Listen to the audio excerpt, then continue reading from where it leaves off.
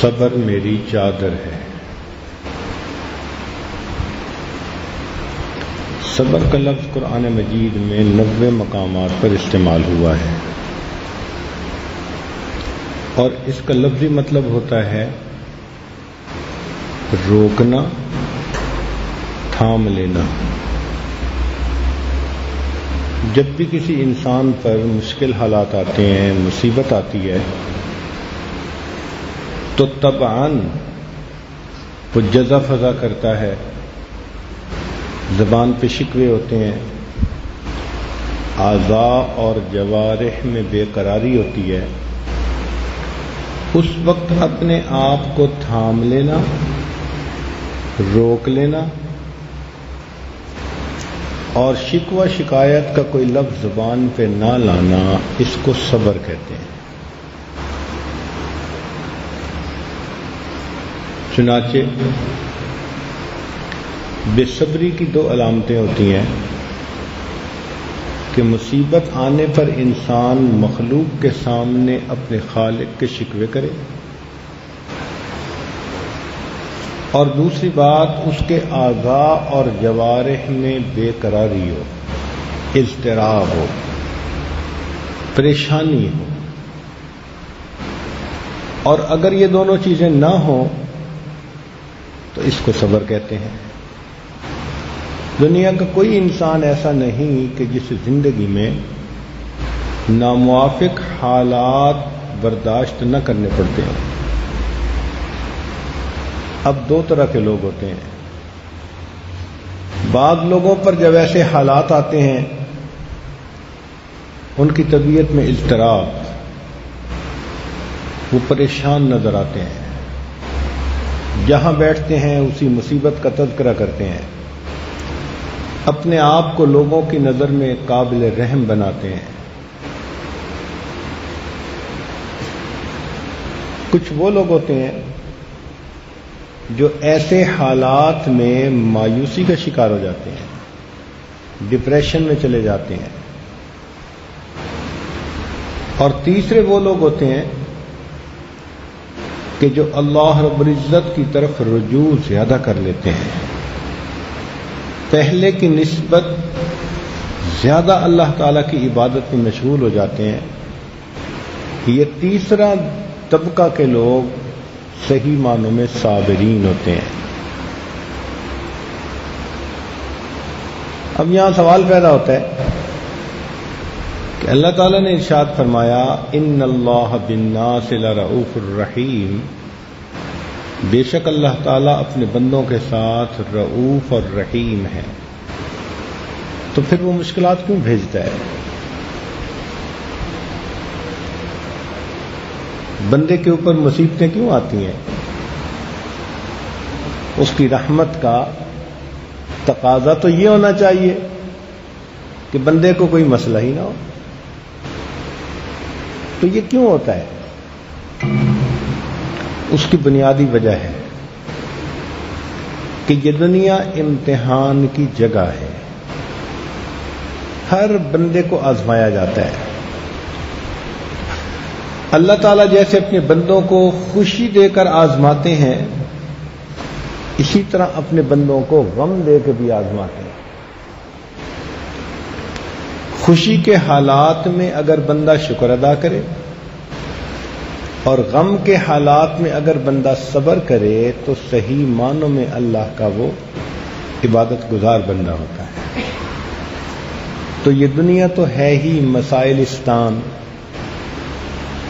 کوئی بندہ اس دنیا میں پریشانیوں کے بغیر نہیں ہو سکتا۔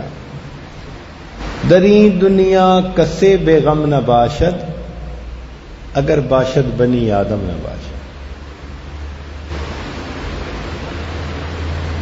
اب رہا سوال کہ جب اللہ تعالیٰ رحیم ہے تو مصیبتیں کیوں ڈالتے ہیں؟ تو بھائی ظاہر میں مصیبتیں نظر آتی ہیں، حقیقت میں وہ بھی بندے کے ساتھ شفقت، رحمت اور رأفت ہوتی ہے۔ اب اس کی چند مثالیں سنیں۔ ایک بچہ ہے، گندا ہے، نجاست اس کے بدن پہ لگ گئی، تو تو اس کی ماں اس کو دھونا چاہتی ہے، اس کے لیے اس کو گرم پانی ڈالنا پڑے گا، صابن لگانا پڑے گا، جسم کو ملنا پڑے گا۔ اس غسل کے درمیان وہ بچہ زاروں قطار رو رہا ہوتا ہے، اور دیکھنے والا سمجھتا ہے کہ یہ ماں کیسی ظالمہ ہے جو بچے کو رلائے جا رہی ہے، لیکن اس رلانے میں بھی ماں کی شفقت شامل ہے۔ وہ بچے کے جسم پہ نجاست اور گندگی نہیں دیکھ سکتی، وہ اس کو دھونا چاہتی ہے۔ اسی طرح کئی مرتبہ بندے کا دل میلا ہو جاتا ہے، گناہوں کی وجہ سے ظلمت زیادہ ہو جاتی ہے۔ اللہ تعالیٰ شفیق ہیں، اپنے بندوں کو دھونا چاہتے ہیں، وہ بیماری، مصیبت، پریشانی کو بھیج دیتے ہیں۔ اگر بندہ اس پر صبر کرے، اللہ تعالیٰ بندے کو گناہوں سے دھو دیتے ہیں۔ تو زحمت کی شکل میں بھی کئی مرتبہ رحمت ہوتی ہے۔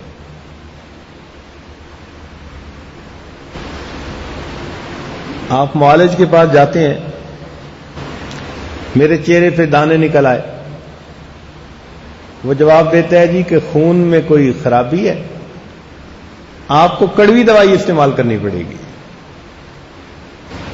وہ معالج آپ کا دشمن نہیں، جو آپ کو کڑوی چیز کھلا رہا ہے وہ دوست ہے، اس لیے کہ علاج کڑوی دوا ہی سے ممکن ہے۔ اسی طرح کئی مرتبہ انسان کے اندر عجب، تکبر، خود پسندی ہوتی ہے، اللہ تعالیٰ بھی اسے مصیبتوں کی، پریشانیوں کی کڑوی دوا دیتے ہیں تاکہ اس کا بھی مزاج درست ہو جائے۔ کئی مرتبہ انسان کے جسم پہ پھوڑا پھنسی ہوتی ہے، وہ ڈاکٹر کے پاس جاتا ہے تو طبیب کہتا ہے جی کہ اس کو تو کاٹنا پڑے گا اور اس کے اوپر سے یہ گندا مواد نکالنا پڑے گا۔ لوگ اس کے لیے فیسیں دیتے ہیں، ڈاکٹر ان کے گوشت کو چیرتا ہے، ان کے اندر سے گندا مواد نکالتا ہے، خون، پس، ہر چیز، اور جب صحت یاب ہوتا ہے تو مریض اسی ڈاکٹر کا شکر گزار ہوتا ہے۔ بالکل یہی حال انسان کے حالات کہ کئی مرتبہ اللہ رب العزت بندے کے اندر سے وہ گندا مادہ نکالتے ہیں، وہ آنسوؤں کی شکل میں نکلتا ہے، مصیبت بھیج دی، پریشانی بھیج دی، اور ٹپ ٹپ آنسو گر رہے ہیں۔ یہ جو آنسو گر رہے ہیں نا، تو ان کے ساتھ اندر کا فساد بھی نکل رہا ہے۔ اب گناہوں پہ ندامت ہو رہی ہے، اب دل تصدیق کر رہا ہے، مولا آج کے بعد تیرے حکم کی نافرمانی نہیں کرنی۔ تو زحمت کی شکل میں کئی مرتبہ رحمت پوشیدہ ہوتی ہے۔ ایک دوسرا نقطہ کہ انسان پر مصیبت آئے تو برداشت کیسے ہو سکتی ہے؟ آخر انسان ہے، بے صبری کا مظاہرہ کرے گا۔ تو یہ کہنا کہ جی صبر کرو، مصیبت کو برداشت کرو، اس کا بھی اصول سن لیجیے۔ ایک نفسیاتی کلی ہے کہ بڑے اجر کی توقع میں بندہ چھوٹی پریشانیوں، مصیبتوں کو آسانی اور خوشی کے ساتھ برداشت کر لیتا ہے۔ آپ دیکھیں ایک مزدور دھوپ کے اوپر سر کے اوپر بوجھ اٹھائے، پتھر اٹھائے جا رہا ہوتا ہے، پسینہ بہہ رہا ہے، تھکا ہوا ہے، یہ ساری مشقت کیوں برداشت کر رہا ہے؟ اس کو توقع ہے کہ جب چھٹی کا وقت آئے گا تو اسے اس پر تنخواہ ملے گی۔ تو بڑے اجر کی توقع میں اس کے لیے اس مشقت کو برداشت کرنا آسان ہو گیا۔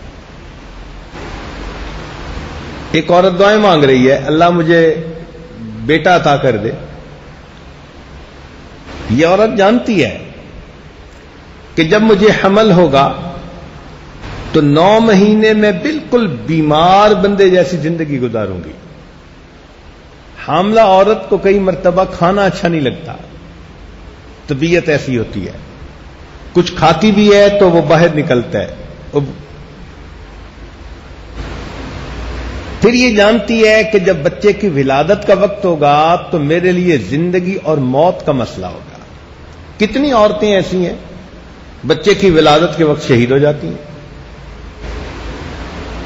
یہ جانتی ہے کہ جب بچے کی ولادت ہوگی تو 2 سال کے لیے مجھے اپنا آرام قربان کرنا پڑے گا،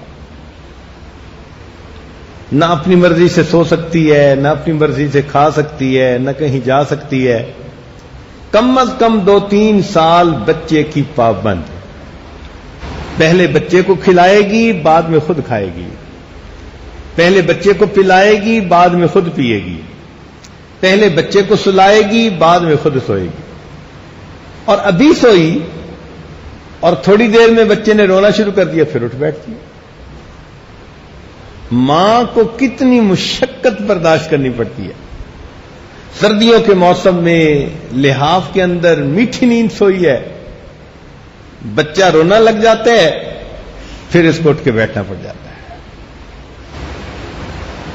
تو اس عورت کو پتا ہے کہ مجھے یہ ساری تکلیفیں اٹھانی پڑیں گی، مگر ماں بننے کی دل میں ایسی چاہت ہے کہ یہ دعائیں مانگتی ہے رو رو کر، اللہ مجھے بیٹا عطا فرما۔ تو بڑے اجر کی توقع میں چھوٹی مصیبتوں کو برداشت کرنا بندے کے لیے آسان ہوتا ہے۔ آپ ایک پہرے دار کو دیکھیں، لوگ نرم بستروں پر میٹھی نیند سو رہے ہوتے ہیں، وہ گلی میں کھڑا جاگ رہا ہوتا ہے، چل رہا ہوتا ہے، آنکھوں میں نیند ہے، جسم بے آرام ہے، پھر بھی ڈیوٹی کر رہا ہے۔ کس لیے؟ اس کو یقین ہے کہ مہینے کے بعد مجھے تنخواہ ملے گی۔ تو اصول یہ نکلا کہ بڑے اجر کی توقع میں ایسی مشقتوں کو برداشت کرنا بندے کے لیے آسان ہوتا ہے۔ تو جب مومن کو یہ بات سمجھ آ جائے تو اس کے لیے مصیبتوں میں صبر کر جانا یہ بہت آسان بن جاتا ہے۔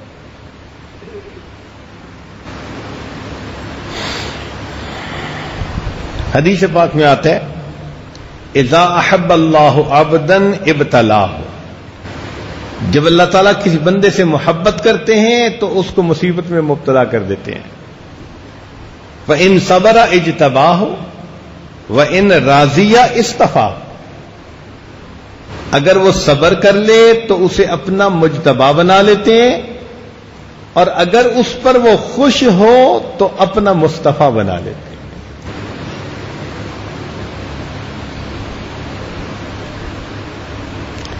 ہمارے مشائخ نے فرمایا بلا الدست دوست عطاست، کہ جو دوست کے ہاتھوں سے ملے وہ بلا نہیں عطا ہوتی ہے۔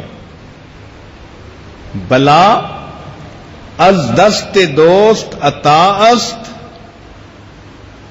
بلا دوست کے ہاتھوں سے ملے تو عطا ہوتی ہے، وَأَز عطا نالیدن خطا است، اور عطا کے اوپر نالا شکوہ کرنا یہ خطا ہوتی ہے۔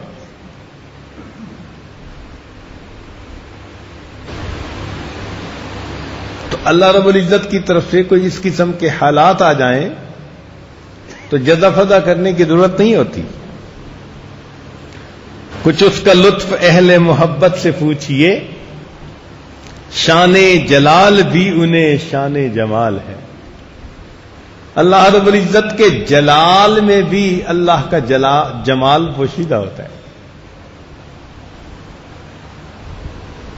حضرت مجذوب رحمت اللہ علیہ فرماتے ہیں ایک ان سے کیا محبت ہو گئی، ساری دنیا سے عداوت ہو گئی، لاکھ جھڑکو اب کہاں پھرتا ہے دل، ہو گئی اب تو محبت ہو گئی۔ جب محبت ہو جائے تو پھر جھڑکیاں پڑنے پر انسان پریشان نہیں ہوتا، محبت اور بڑھتی ہے۔ چنانچہ معروف کرخی رحمۃ اللہ علیہ فرماتے تھے لیس بصادق فی دعواہ من لم یتلذذ بضرب مولاہ، کہ جو مولا کی بھیجی ہوئی مصیبت پر لذت حاصل نہ کرے وہ اپنے دعوے کے اندر جھوٹا ہے۔ اس لیے ہمارے بزرگوں نے فرمایا تیری نوازش پنہا کا لطف کیا جانے، وہ دل جو تیری نگاہوں سے پائے مال نہیں۔ جو محبت کے رشتے میں گرفتار نہیں ہوتا اس کو کیا پتا کہ ان جھڑکیوں میں بھی محبت پوشیدہ ہوتی ہے۔ جب یہ بات سمجھ آ جائے تو مصیبت میں بندے کے دل میں اعتراض نہیں پیدا ہوتا۔ آپ سنتے ہیں نا کئی لوگ اعتراض کرتے ہیں اللہ تعالیٰ کی تقسیم پر، ہمارے رزق کا مسئلہ دور نہیں ہو رہا، اولاد نہیں مل رہی، صحت ٹھیک نہیں ہو رہی۔ جب حقیقت سمجھ میں آ جائے تو سب اعتراض ختم ہو جاتے ہیں۔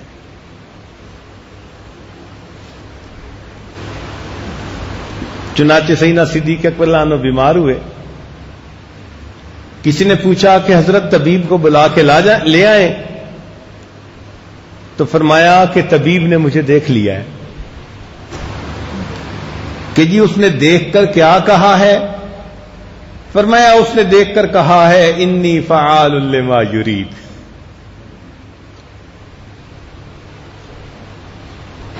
حضرت عبداللہ بن مسعود رضی اللہ عنہ بیمار ہوئے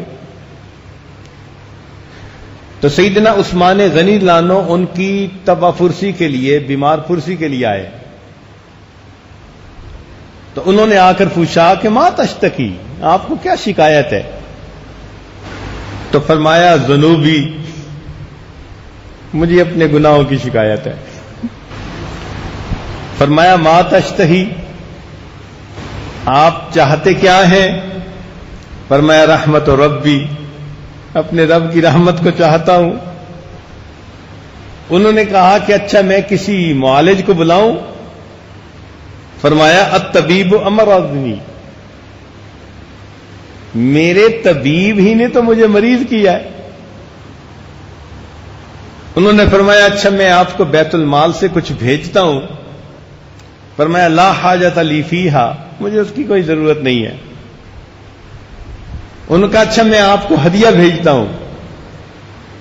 تو جواب میں فرمایا کہ میں نے نبی علیہ الصلوۃ والسلام سے یہ سنا من قرأ سورۃ الواقعہ کل لیلہ، جس نے ہر رات میں سورہ واقعہ کی تلاوت کی، لم تصبہ فاقۃ ابدا، اس کو کبھی بھی فاقہ نہیں آ سکتا، تو مجھے ہدیے کی بھی ضرورت نہیں ہے۔ یہ صحیح معنوں میں صبر کہ اللہ رب العزت جس حال میں رکھے بندہ اپنے رب سے راضی ہو، رب کی تقسیم پر راضی ہو۔ چنانچہ مولانا روم رحمۃ اللہ علیہ نے عجیب و غریب حکایتیں لکھی ہیں۔ فرماتے ہیں کہ ایاز کا ایک غلام تھا، محمود کا ایک غلام تھا جس کا نام ایاز تھا۔ محمود کو اس سے بڑی محبت تھی۔ لوگوں نے اعتراض کیا کہ ہم اس سے شکل میں اچھے، عقل میں اچھے، نسب میں اچھے، علم میں اچھے، اور آپ کی جو محبت کی نظر اس پر پڑتی ہے وہ کسی اور پہ نہیں پڑتی۔ انہوں نے کہا اچھا میں اس کا جواب دوں گا۔ چنانچہ ایک دن انہوں نے کڑوا پھل منگایا اور اس کی کاشیں بنائی اور سب میں تقسیم کی۔ جس نے منہ میں ڈالا اس نے تھو تھو کی۔ محمود کو دیکھا نہ ایاز کو دیکھا تو وہ مزے سے کھا رہا ہے۔ تو پوچھا کہ بھئی کیوں، یہ پھل کڑوا نہیں؟ تو اس نے جواب میں کہا کہ کڑوا تو ہے لیکن میں اسے کھا رہا ہوں۔ کیوں کھا رہے ہو بھائی؟ کہنے لگا کہ مجھے یہ بات ذہن میں آئی کہ جس بادشاہ کے ہاتھوں سے ساری زندگی میں میٹھی چیزیں لے کر کھاتا رہا، اگر آج کڑوی بھی مجھے مل گئی تو واپس کرتے ہوئے مجھے حیا آتی ہے۔ ہم بھی یہی سوچیں، جس پروردگار نے ہمیں صحت دی، عزت دی، رزق دیا، ایمان عطا کیا، اتنی نعمتیں دی، اگر اس کی طرف سے کوئی مشکل حالات آ جائیں تو ہم بھی مصیبت کو برداشت کریں۔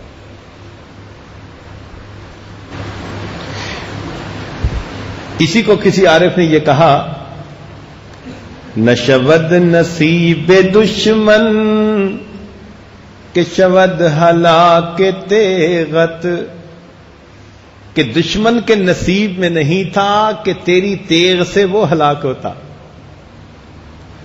نشود نصیب دشمن کہ شود ہلاک تیغت، سرے دوستاں سلامت کہ تو خنجر آزمائی، دوستوں کے سر سلامت رہیں کہ تو ان پہ اپنے خنجر آزماتا ہے۔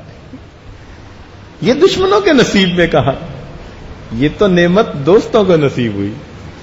تو اللہ والوں کا بھی یہی حال کہ وہ کہتے ہیں کہ دشمنوں کو کہاں، ان کو تو اللہ دنیا میں سب کچھ دے دیتا ہے، اس لیے کہ آخرت میں ان کا کوئی حصہ نہیں ہوتا، اور یہ چیزیں تو اللہ تعالیٰ اپنے دوستوں کو دنیا میں دیتا ہے، بلاؤں اور مصیبتوں کو۔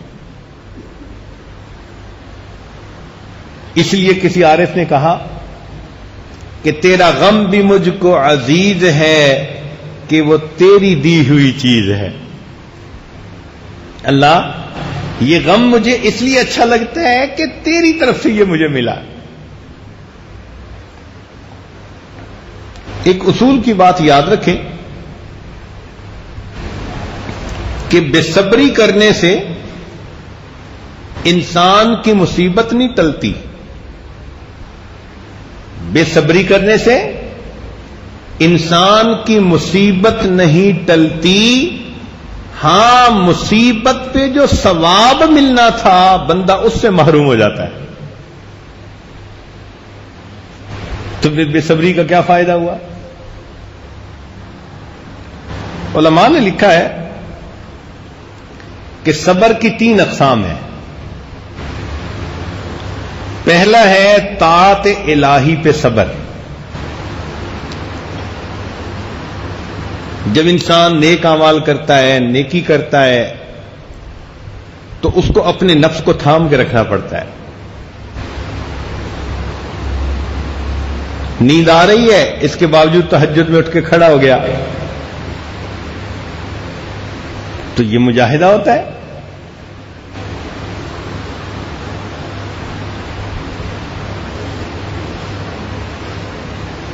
اللہ رب العزت کے حکم کی پابندی ہر حال میں کرنا بہت بڑا صبر ہے۔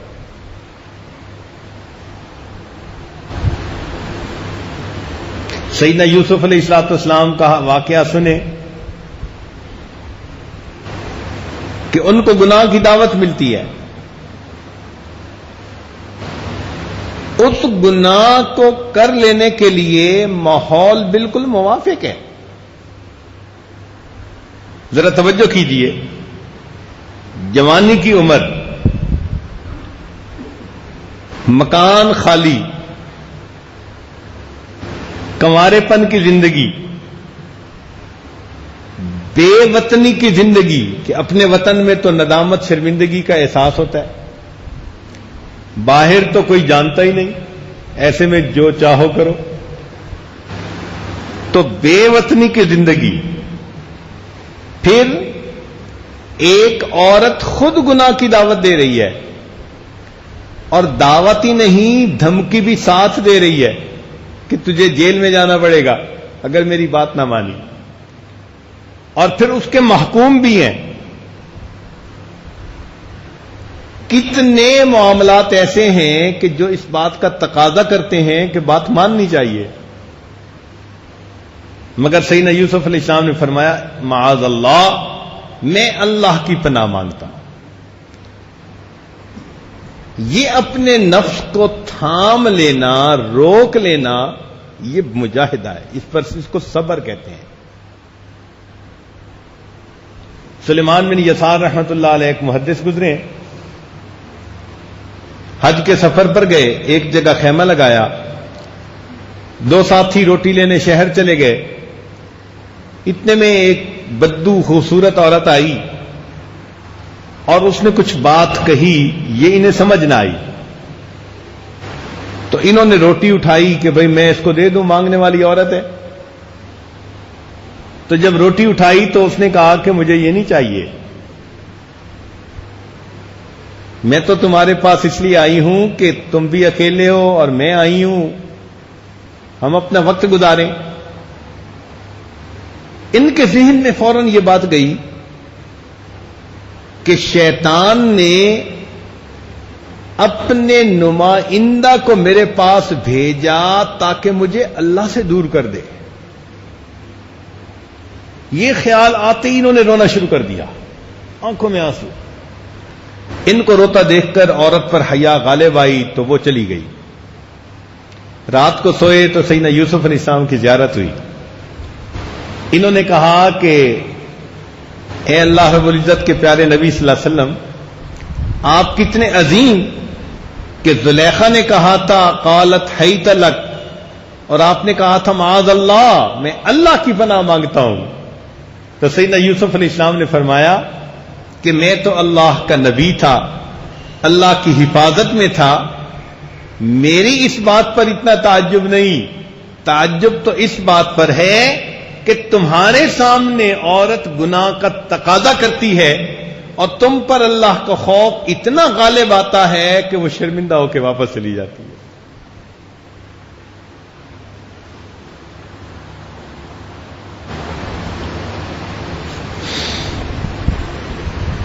دوسرا ہے ترک معصیت پر صبر۔ معصیت کو، گناہ کو چھوڑا جائے تو دل نہیں چاہتا، نفس نہیں چاہتا، صبر کرنا پڑتا ہے۔ کسی سے ناجائز تعلق تھا،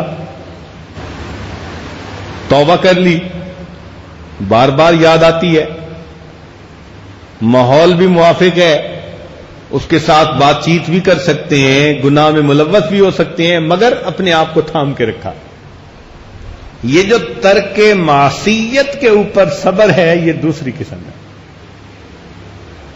جگر مراد آبادی نے حضرت اقدس ثانوی رحمۃ اللہ کے ہاتھوں پر جب توبہ کی تو بلا نوش تھے، شراب پیتے تھے، توبہ کر لی، جب توبہ کی تو بیمار ہو گئے، یکدم جو چھوڑ دیا۔ اطباء نے کہا کہ آہستہ آہستہ شراب کو کم کرتے اور بالآخر چھوڑ دیتے، اب آپ اس وجہ سے بیمار ہو گئے ہیں۔ انہوں نے کہا کہ اچھا، اگر میں تھوڑی تھوڑی پینا شروع کر دوں تو کیا ہوگا کہ تمہاری عمر لمبی ہو جائے گی، پھر کیا ہوگا کہ جی موت تو آنی ہے۔ تو ماننے لگے جب بعد میں بھی موت آنی ہے تو پھر میں پیوں کس لیے؟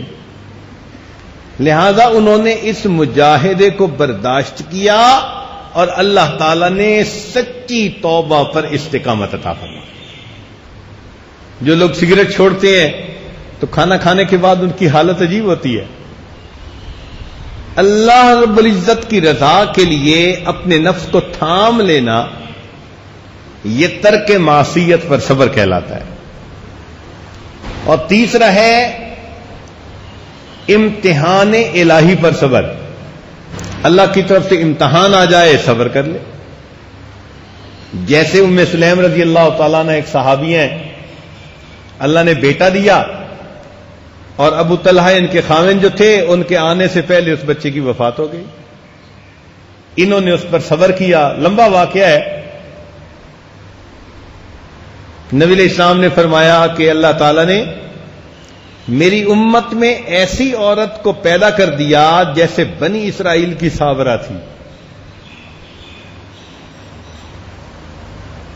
تو امتحان الہی کے اوپر صبر کرنا یہ تیسری قسم ہے۔ اطاعت الہی پر صبر، ترک معصیت پر صبر اور امتحان الہی پر صبر۔ اس لیے قرآن مجید کی تلاوت کریں تو صابرین کو اتنے انعامات اللہ نے دیے کہ انسان حیران ہوتا ہے. چونکہ طلباء کا مجمع ہے تو ایک طالب علم ہونے کے ناطے چند باتیں قرآن مجید میں سے امید ہے کہ آپ ہوش کے کانوں سے سنیں گے اور صبر کی اس اہمیت کو اچھی طرح سمجھنے کی کوشش کریں گے. سب سے پہلی بات، اللہ تعالیٰ نے قرآن مجید میں صبر کرنے کا حکم عطا فرمایا، امر فرمایا، اصبروا وصابروا. اب یہ اصبروا امر کا صیغہ ہے، حکم دیا جا رہا ہے، محبوب کا حکم ہے. ایک جگہ فرمایا استعینوا بالصبر والصلاۃ، مدد مانگو صبر سے اور اللہ کی نماز ادا کرنے سے. عدم صبر سے منع فرما دیا، فرمایا فاصبر کما صبر اولو العزم من الرسل ولا تستعجل لهم، جلد بازی نہ کیجیے. تو بے صبری سے منع کیا اور صبر کا حکم فرما دیا. پھر اہل صبر کی تعریفیں کی، والصابرین فی البأساء والضراء وحین الباس اولئک الذین صدقوا واولئک هم المتقون.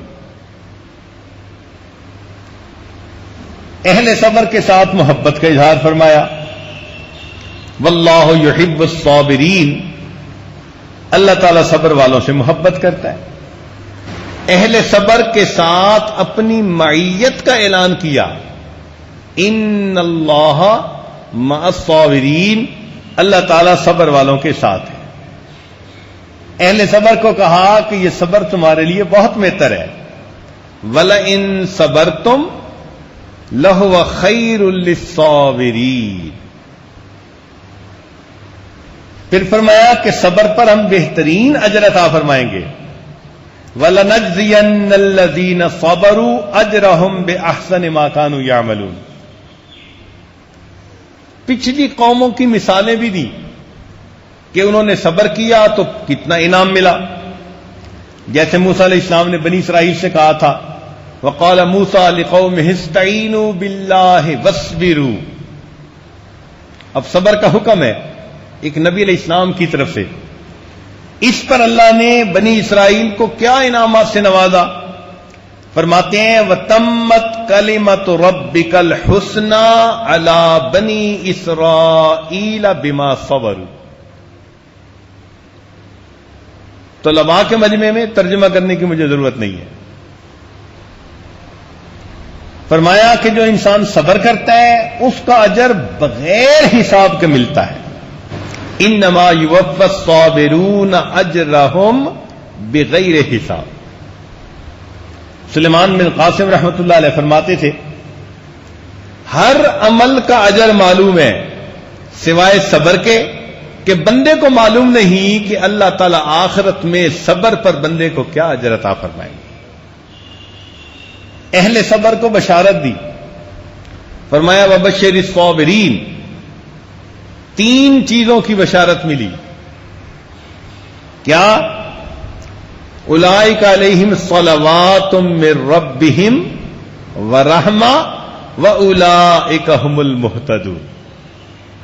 3 نعمتیں اللہ رب العزت کی طرف سے ملی. اہل صبر کی مدد و نصرت کا وعدہ فرمایا، بلا ان تصبروا وتتقوا وَيَأْتُوكُم مِّن فَوْرِهِمْ هَٰذَا يُمْدِدْكُمْ رَبُّكُمْ، تمہارا رب تمہاری مدد کرے گا. تو صبر کے اوپر مدد کا وعدہ. حدیث پاک میں آتا ہے وَعَلَمْ أَنَّ النَّصْرَ مَعَ الصَّبْرِ، جان لے اللہ کی مدد بندے کے صبر کے بقدر ہوتی ہے. جتنا صبر زیادہ کرے گا اللہ تعالیٰ کی مدد اتنی زیادہ ہوگی. فرمایا اہل صبر ہی اہل اعظم ہوتے ہیں. وَلَمَنْ صَبَرَ وَغَفَرَ إِنَّ ذَلِكَ لَمِنْ عَزْمِ الْأُمُورِ. اہل صبر کو اللہ تعالیٰ حظوظ عظیمہ عطا فرمائیں گے. چنانچہ علماء نے کہا وَيْلَكُمْ ثواب اللہ خیر لمن آمن وعمل صالحا ولا يلقاها الا الصابرون. اور قرآن مجید میں فرمایا کہ اہل صبر ہی خوش قسمت ہوتے ہیں، خوش نصیب ہوتے ہیں. وما يلقاها الا الذين صبروا وما يلقاها الا ذو حظ عظیم. تو ذو حظ عظیم کا ترجمہ مفسرین نے خوش نصیب خوش قسمت کیا ہے. اہل صبر ہی عبرت پکڑتے ہیں. ان فی ذلک لآیات لکل صبار شکور. اور اہل صبر ہی جنت میں جائیں گے. والملائکۃ یدخلون علیہم من کل باب سلام علیکم بما صبرتم فنعم عقبی الدار.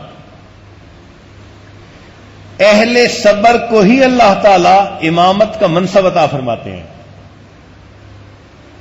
چنانچہ اللہ تعالیٰ فرماتے ہیں وَجَعَلْنَا مِنْهُمْ أَئِمَّةً، ہم نے ان میں سے ائمہ بنائے، امام بنائے. يَهْدُونَ بِأَمْرِنَا لَمَّا صَبَرُوا وَكَانُوا بِآيَاتِنَا يُوقِنُونَ. تو اہل صبر کو ہی اللہ تعالیٰ بالعزت امامت کا درجہ عطا فرماتے ہیں. فرمایا وَإِذِ ابْتَلَىٰ إِبْرَاهِيمَ رَبُّهُ بِكَلِمَاتٍ فَأَتَمَّهُنَّ قال انی جاعلک للناس اماما. دیکھا آزمائشیں آئیں، صبر کیا، فرمایا میرے ابراہیم میں تجھے انسانوں کا امام بناؤں. اس لیے سیدنا فاروق عنہ فرماتے تھے خبر عیش ادرکناہ بالصبر، کہ خوشی کی خبر ہم نے ہمیشہ صبر کے بعد سنی ہے. حضرت انس اللہ عنہ فرمایا کرتے تھے من کنوز البر کتمان المصائب. نیکی کے خزانوں میں سے ایک خزانہ یہ ہے کہ انسان پر کوئی مصیبت آئے تو وہ اس کو دوسروں سے چھپائے، پتہ ہی نہ چلنے دے کسی کو.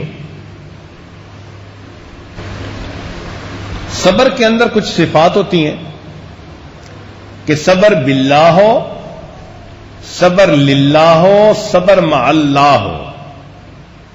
صبر باللہ وَاصْبِرْ وَمَا صَبْرُكَ إِلَّا بِاللَّهِ. اللہ کے لیے صبر ہو، فرمایا وَلِرَبِّكَ فَاصْبِرْ، اپنے رب کے لیے صبر کیجیے. صبر کی انتہا کیا ہے؟ ذہن میں ایک سوال پیدا ہوتا ہے کہ صبر کی انتہا کیا ہے؟ تو سنیے، صبر کی انتہا یہ ہے کہ انسان مخلوق کے سامنے اپنے خالق کے شکوے نہ کرے. اگر کوئی مصیبت تنگی تکلیف پہنچے تو اپنے مالک کے سامنے ہی فریاد کرے. سیدنا یعقوب علیہ السلام نے صبر کیا اور کیا کہا انما اشکو بسی وحزنی الی اللہ. دیکھا، میں اپنا غم اللہ کے سامنے بیان کرتا ہوں. صبر ایوب کا تذکرہ قرآن مجید میں کہ سیدنا ایوب علیہ السلام پر جب اللہ تعالی کی طرف سے امتحان آیا انہوں نے اس کے اوپر صبر کیا اور اپنی فریاد اللہ سے کی. کیا کہا رب انی مسنی الضر وانت ارحم الراحمین.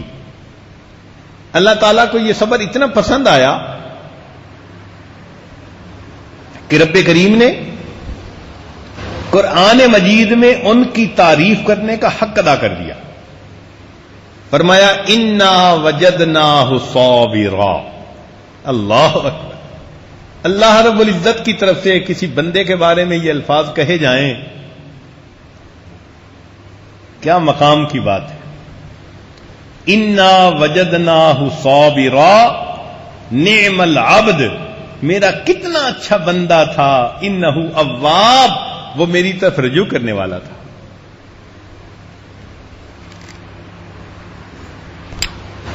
نبی علیہ السلام پر بھی مصیبتیں آئیں، آپ نے بھی صبر کیا. طائف کے دن کیا تکلیف پہنچی؟ تو نبی علیہ السلام نے اس کے جواب میں کیا فرمایا؟ جب عتبہ شیبہ کے باغ کے سامنے جا کر بیٹھے تو فرمایا انی اشکو الیک ضعف قوتی وقلت حیلتی وہوانی، اپنی فریاد اللہ رب العزت کے سامنے پیش کی۔ اس کا نتیجہ کیا نکلا کہ طائف سے واپس سفر سے آئے، اللہ رب العزت نے ان کو معراج کے لیے بلا لیا۔ تو یوں سمجھیں کہ جو شخص بھی مصیبتوں پر صبر کرتا ہے اللہ تعالیٰ اس کو روحانی معراج عطا فرما دیتے ہیں، اتنی ترقی، اتنی بلندی عطا فرما دی۔ چنانچہ اللہ تعالیٰ اپنے محبوب کو فرماتے ہیں فاصبر فإنک بأعیننا، اے محبوب صبر کیجئے، آپ ہماری آنکھوں کے سامنے۔ جب یہ آیتیں اتری تو نبی علیہ السلام پر عجیب بے خودی کسی کیفیت تھی، جذب کی کیفیت تھی کہ اللہ رب العزت نے فرمایا فاصبر فإنک بأعیننا۔ چنانچہ ام المومنین عائشہ رضی اللہ تعالی عنہا نے جب یہ آیت سنی تو وہ اٹھیں اور انہوں نے نبی علیہ السلام کے ہاتھوں کو بوسہ دیا۔ اے اللہ کے محبوب صلی اللہ علیہ وسلم، آپ کا کتنا عظیم مرتبہ ہے، اللہ فرماتے ہیں فإنک بأعیننا، اے محبوب آپ ہماری آنکھوں کے سامنے ہیں، ہم آپ کو دیکھتے ہیں۔ اب محب کو اگر یہ خوشی مل جائے کہ محبوب مجھے دیکھ رہا ہے تو پھر اس کے لیے تو تکلیف نہیں رہتی۔ رسالہ قشیریہ میں لکھا ہے کہ ایک مجرم کو کوڑے لگائے گئے تو ہر کوڑے کے اوپر وہ رقص کرتا تھا، جھومتا تھا، ادھر درے لگ رہے ہیں اور وہ ہر درہ لگنے کے اوپر رقص کرتا تھا۔ کیوں؟ اس کو پتہ چل گیا کہ جو دیکھنے والا مجمع آیا ہے اس میں میرا محبوب بھی موجود ہے اور وہ مجھے دیکھ رہا ہے۔ تو اگر دنیا کا محبوب دیکھ رہا ہے اور کوڑے کھانے والا ہر کوڑے پہ رقص کرتا ہے تو پھر اگر بندے کو یہ احساس ہو فإنک بأعیننا کہ صبر پر اللہ اتنا اجر دیتے ہیں، فرماتے ہیں کہ تم ہماری آنکھوں کے سامنے ہو، تو پھر ہمیں کتنا صبر کرنا چاہیے۔ ہمارے بعض مشائخ اس آیت کو لکھ کر اپنے پاس رکھتے تھے فإنک بأعیننا، جب کوئی تنگی آتی، تکلیف آتی، وہ اس آیت کو نکال کر پڑھا کرتے تھے اور وہ تنگی ان کے لیے خوشی میں تبدیل ہو جایا کرتی تھی۔ ہمارے اکابرین نے کتنا صبر کیا، یہ ایک لمبی داستان ہے۔ مصائب آئے، مشکلات آئیں، کوئی غیر ضروری لفظ اپنی زبان سے نہیں نکالا، کٹنا گوارا کر لیا، غیر کے سامنے جھکنا گوارا نہیں کیا۔ اسی کو علامہ اقبال نے کہا غریب و سادہ و رنگی ہے داستان حرم، نہایت اس کی حسین ابتدا ہے اسماعیل، کہ اس امت کی حکایت شروع ہوتی ہے اسماعیل علیہ السلام سے کہ اللہ کے نام پہ قربانی کے لیے تیار، اے بیٹے میں نے خواب میں دیکھا تجھے ذبح کر رہا ہوں، تو جواب میں کیا کہا تھا؟ یا ابت افعل ما تؤمر ستجدنی انشاءاللہ من الصابرین، ابا جان کر گزریے جس کا حکم ہوا، مجھے آپ صبر کرنے والوں میں سے پائیں۔ اور اس کی نہایت کہاں ہوئی؟ نبی علیہ الصلوۃ والسلام کے نواسے سیدنا حسین رضی اللہ عنہ پر، انہوں نے بھی اپنی تقوی کی بات پر ایسی استقامت دکھائی کہ اپنی آنکھوں کے سامنے گھر کے کتنے نوجوانوں کو شہید ہوتے دیکھا، مگر ان کے پائے استقامت کے اندر کوئی عزم ہلال نہیں آیا، ہٹے نہیں، بکے نہیں، بلکہ اپنی جان دینی گوارا کر لی اور صبر کی ایک نئی داستان رقم کر دی۔ اس قسم کے واقعات اس امت کے اندر بہت زیادہ ہیں۔ مردوں کی تو خیر بات ہی اور ہوتی ہے کہ اللہ نے ان کو بڑے حوصلے، بڑے دل دیے ہوتے ہیں، عورتیں کمزور دل ہوتی ہیں، جلدی گھبرا جاتی ہیں، مگر ایمان وہ نعمت ہے کہ جس کی وجہ سے عورتوں کو بھی اللہ تعالیٰ سونے کا دل عطا فرما دیتے ہیں. عبداللہ ابن زبیر رضی اللہ عنہ کی والدہ اسماء رضی اللہ تعالی عنہ، جب عبداللہ ابن زبیر رضی اللہ عنہ کی ٹاکرا ہوا حجاج بن یوسف کے ساتھیوں سے، تو دشمن بہت زیادہ تھے، اور آپ کے جو ساتھی تھے وہ چند سو تھے جو ایک ایک کر کے شہید ہو رہے تھے. تو عبداللہ ابن زبیر رضی اللہ عنہ کو اندازہ ہو گیا کہ آج میرا زندگی کا آخری دن ہے. چونکہ گھر کے دروازے پر تھے تو دل میں خیال آیا کہ میں اپنی والدہ کو آخری وقت میں جا کے سلامی کر لوں. چنانچہ والدہ کے پاس واپس آئے. اسماء رضی اللہ تعالیٰ عنہ اس وقت بوڑھی تھی اور آنکھوں پہ موتیاں اترنے کی وجہ سے بینائی چلی گئی تھی، دیکھ نہیں سکتی تھی. آ کے کہا کہ اماں میں آپ کو آخری مرتبہ سلام کرنے آیا ہوں. پوچھا بیٹا تجھے پریشانی کس بات کی ہے؟ کہ امی مجھے یہ خوف ہے کہ جب یہ لوگ مجھے شہید کر دیں گے تو میری لاش کو کاٹ ڈالیں گے، کیما بنا دیں گے، مسلح کر دیں گے. بوڑھی ماں کہتی ہے کہ بیٹا جب بکری کی جان نکال دی جاتی ہے پھر اس کی بوٹیاں کریں یا کھال اتاریں، اس سے بکری کو کوئی فرق نہیں پڑا کرتا. یہ بوڑھی ماں کہہ رہی ہے. اچھا اماں میں سلام کرنے آیا ہوں، واپس جا رہا ہوں. ماں نے کہا کہ اچھا بیٹا جا واپس، لیکن جانے سے پہلے ذرا میرے قریب ہو جا. میں تیری شکل تو نہیں دیکھ سکتی مگر میں چاہتی ہوں کہ تمہارا بوسہ لوں اور تمہارے جسم کی خوشبو سونگھ لوں. اور عبداللہ بن زبیر کو رخصت کرتے ہوئے انہوں نے 3 باتیں کہیں. کہا اے اللہ تو جانتا ہے یہ عبداللہ میرا وہ بیٹا ہے جو سردیوں کی لمبی راتوں میں تیرے سامنے مصلی پہ کھڑا رہتا تھا. یہ میرا وہ بیٹا ہے جو گرمی کے لمبے دنوں میں تیری رضا کی خاطر روزہ رکھتا تھا. اور یہ وہ بیٹا ہے جس نے خدمت کے ذریعے اپنے بڑوں کو دل خوش کر دیا. اے اللہ تو بھی اس سے راضی ہو جا. عبداللہ بن زبیر باہر آئے اور آ کر شہید ہو. یہ واقعات کیوں ہوئے؟ اللہ رب العزت اپنے ان عظیم بندوں پر مصیبتیں بھیجتے ہیں کہ یہ صبر کی انتہا کر دیں گے اور اللہ تعالیٰ پھر اس پر اجر کی بھی انتہا کر دے.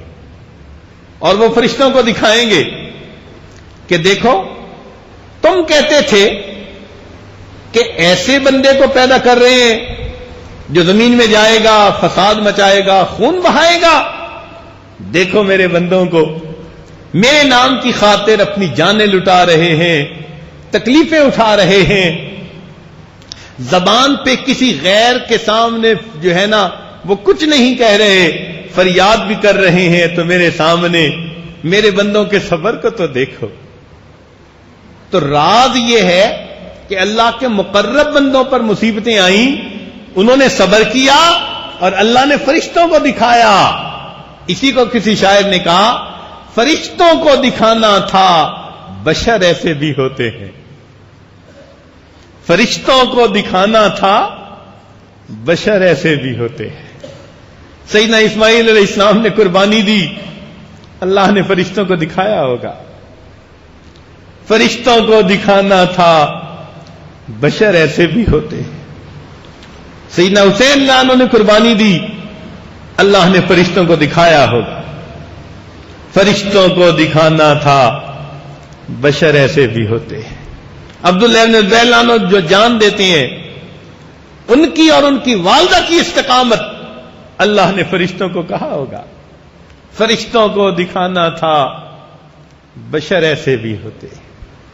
اور نیچے آئیے، امام احمد بن حنبل رحمت اللہ علیہ کوڑے پڑھتے ہیں مسئلہ خلق قرآن کے لیے.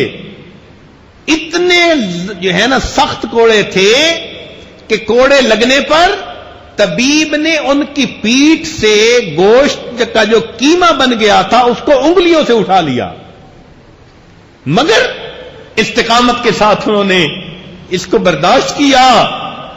فرشتوں کو دکھانا تھا بشر ایسے بھی ہوتے ہیں۔ اور قریب آئیے، ہمارے اکابر میں سے حضرت شیخ الہند رحمت اللہ علیہ جب مالٹا کی جیل میں قید تھے تو فرنگی کئی مرتبہ انگارے زمین پر ڈال دیتا اور حضرت کو اس کے اوپر لٹاتا، کمر جل جاتی، زخم بن جاتے، اور پھر رات کو نیند نہ آتی، بیٹھ کے رات گزار دیتے۔ آپ کے شاگرد حضرت مولانا حسین مدنی رحمت اللہ علیہ قربان ہوتے کہ حضرت آپ کتنی تکلیف میں ہیں، کوئی ایسا لفظ استعمال کر لیجئے جو ذو معنی ہو اور ان مصیبتوں سے جان چھوٹ جائے۔ حضرت فرماتے تھے ہرگز نہیں۔ انگریز کہتا تھا اتنا کہہ دو کہ میں تمہارا مخالف نہیں، اور وہ اتنا لفظ کہنے کے لیے بھی تیار نہیں تھے، اتنا لفظ کہنے کے لیے بھی تیار نہیں تھے۔ تو شاگرد نے کہا کہ حضرت امام محمد رحمت اللہ علیہ نے کتاب الحیل لکھی، حیلے کا جواز ہے شریعت میں، اب آپ کا یہ اتنا بڑا مسئلہ آپ ہی کوئی حیلہ کر لیجئے۔ تو فرمایا حسین احمد تم کیا سمجھتے ہو، میں بیٹا ہوں امام اعظم رحمت اللہ علیہ کا، میں بیٹا ہوں امام احمد بن حنبل کا، اور میں بیٹا ہوں شاہ ولی اللہ محدث دہلوی رحمت اللہ علیہ کا۔ یہ لوگ کیا سمجھتے ہیں میرے جسم سے جان تو نکال سکتے ہیں، میرے دل سے ایمان کو نہیں نکال سکتے۔ حسین احمد میں اللہ کے دفتر سے اپنا نام کٹوا کر ان فرنگیوں کے دفتر میں اپنا نام نہیں لکھوا سکتا۔ فرشتوں کو دکھانا تھا بشر ایسے بھی ہوتے۔ اللہ رب العزت اپنے پیاروں پر یہ حالات بھیجتے ہیں، وہ صبر کریں، اور اللہ رب العزت اس پر ان بندوں کو اجر دینے کی انتہا کرتے ہیں۔